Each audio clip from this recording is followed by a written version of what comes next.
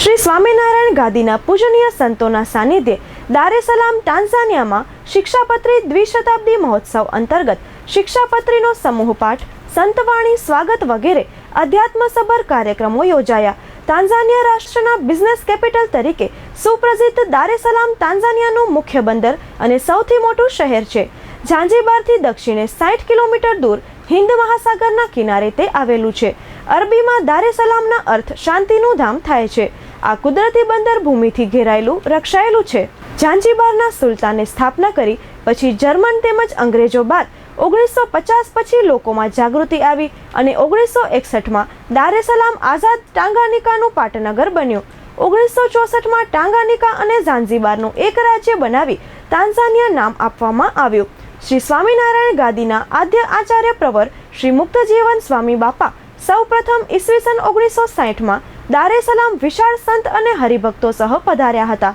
ત્યારબાદ અનેક વખત તેઓ શ્રી તથા વેદરત્ન આચાર્ય શ્રી પુરુષોત્તમ પ્રિયદાસજી સ્વામીજી મહારાજ અહીં પધારીને સત્સંગ અને પધરામણી આશીર્વાદથી આ ભૂમિને પવિત્ર કરી હતી.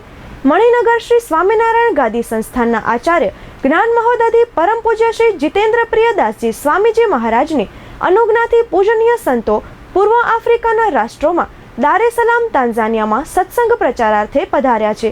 પરમ પૂજ્ય જ્ઞાન મહોદધિ આચાર્ય સ્વામીજી મહારાજની અનુજ્ઞાથી પૂજનીય સંતોના સાનિધ્યમાં દાર એ સલામ તાન્ઝાનિયામાં શિક્ષાપત્રી દ્વિશતાબ્દી મહોત્સવ અંતર્ગત ગ્રંથ શિરોમણી શિક્ષાપત્રી સમૂહ પાઠની ભક્તિભાવપૂર્વક ઉજવણી કરવામાં આવી હતી. મણિનગર શ્રી સ્વામિનારાયણ ગાદીના આદ્ય આચાર્ય પ્રવર ગુરુદેવ જીવનપ્રાણ શ્રી મુક્તજીવન સ્વામી બાપા ઈસવીસન 1960ની સાલમાં તાન્ઝાનિયાના બિઝનેસ સિટી તરીકે ઓળખાતા દાર એ સલામમાં પધાર્યા હતા અને ત્યારબાદ શ્રી સ્વામિનારાયણ ગાદીના પંચમ વારસદાર શ્રી પુરુષોત્તમ પ્રિયદાસજી સ્વામીજી મહારાજ પણ પધાર્યા છે અને આજે શ્રી સ્વામિનારાયણ ગાદીના આચાર્ય જ્ઞાન મહોદધિ શ્રી જીતેન્દ્રિય પ્રિયદાસજી સ્વામીજી મહારાજની અનુજ્ઞાથી પૂજનીય સંતો પણ પધાર્યા છે.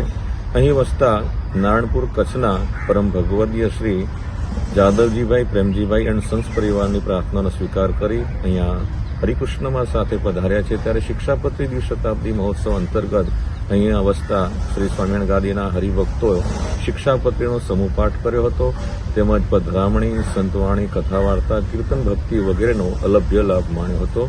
જય સ્વામિનારાયણ.